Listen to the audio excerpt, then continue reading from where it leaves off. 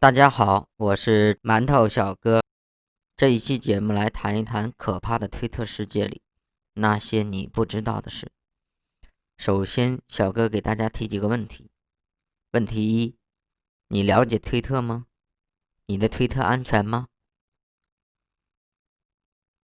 你注册在推特里的所有信息、位置信息，以及你在推特里关注、点赞、评论、转发，以及曾删除的推文，甚至私信聊天，都可以通过技术手段获得。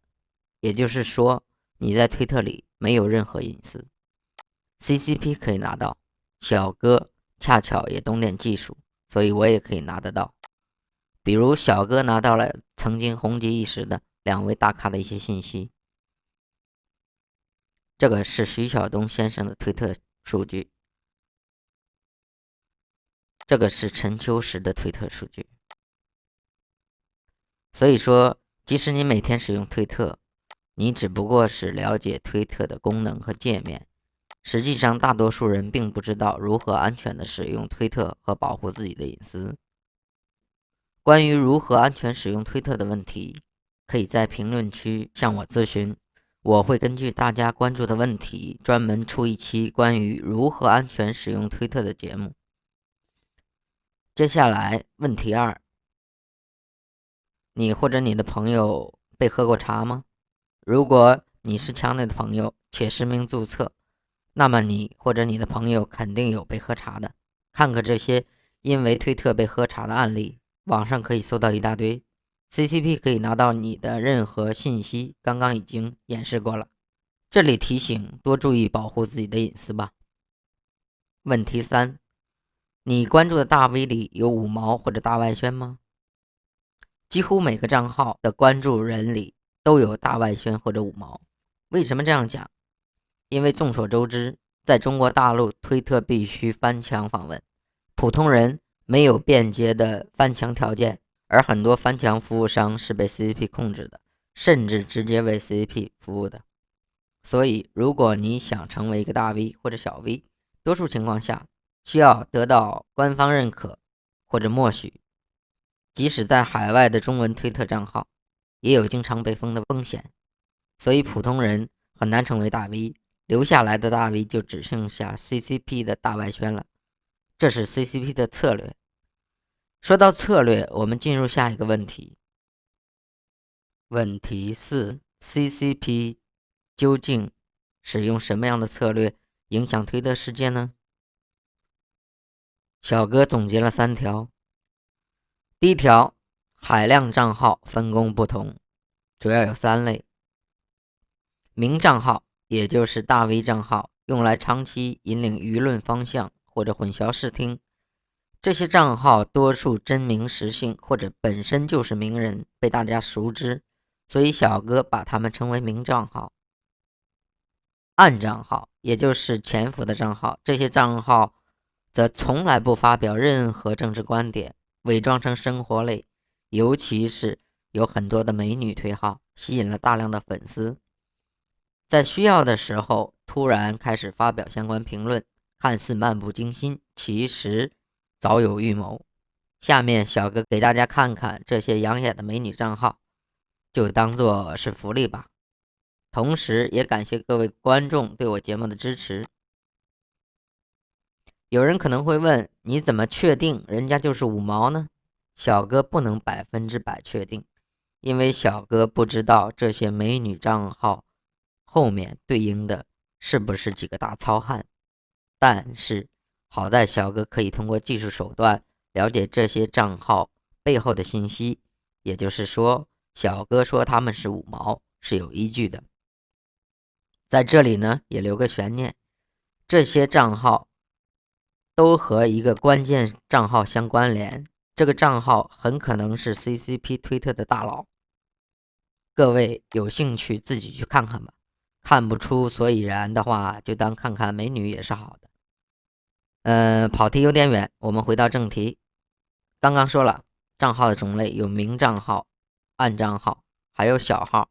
小号主要是用来跟帖转发、扰乱视听或者钓鱼用的。跟帖转发不用多说，大家都懂。扰乱视听主要是这些小号会发表一些非常规的观点，比如武汉病毒和外星人有关之类的。这类观点不属于大众观点，但是也会吸引特定人群的关注，通过发这类帖子获取特定人群的认同感。什么话都有人信，小哥表示很无奈。再就是这些小号会给要钓鱼的对象发私信，对男性使用美女账号，对女性使用帅哥账号来获取你的隐私信息。以上是账号种类：明账号、暗账号、小号。下面看 CCP 的第二条策略：大 V 发帖，小号跟帖转发，按项目操作。比如大家都比较关注的重大事件，实际上对于推特里的大外宣来说，都是按照项目的模式来运作的。什么叫项目模式？就是明码标价。比较有代表性的有长期以来的热点话题，比如中美贸易战项目、香港反送中项目、武汉病毒项目。你对哪些项目感兴趣，请在评论区给我留言，我会根据大家的留言推出相关的专题节目。这些项目中有些甚至采用了公开招投标的方式，还有我们不知道的，比如不公开招标或者通过商业运作的项目，还有我们不知道的，比如不公开招标或者通过商业运作的方式达成的项目更是不计其数。那么 CCP 是如何通过商业模式来运作推特的呢？这就涉及到了 CCP 的第三条策略。以商养情。以商养情不是包养情人，以商养情是指通过商业运作模式对主流媒体进行渗透和控制。这不仅仅是 CCP 的推特策略，也是 CCP 大外宣的总策略。我们都知道，国内的微信、抖音、今日头条等等官媒 ，CCP 在海外的投资更是不计其数。通过商业运作的模式，不但可以获得商业上的利益，而且可以长期甚至从根本上控制世界上的主流媒体，从而达到从单一的控制中文圈舆论到影响全世界舆论的目的。这就是西方近年来刚刚引起重视的超限战。CCP 每年在大外宣投入的预算有据可查的有上百亿，2019年高达600亿。2019年香港反送中事件爆发，推特官方删除900多个账号，封停20多万个账号，原因是这些账号是 CCP 用来引导舆论方向，违反了推特的相关规定。那么推特里的水军账号究竟有多少呢？答案是想要多少就有多少。讲到这里，我们本期节目已经接近尾声，那么今天的最后一个问题供大家思考。问题5：你真的可以在推特世界里自由地发表观点吗？这个问题还是由大家自己来回答吧。欢迎订阅、点赞、留言、转发我的节目，可以不订阅、点赞，也可以不留言，但一定要转发，让你的朋友更安全地使用推特。这是小哥的第一期节目，为了表示感谢，最后给大家一点福利。想知道你关注的推号是不是5毛吗？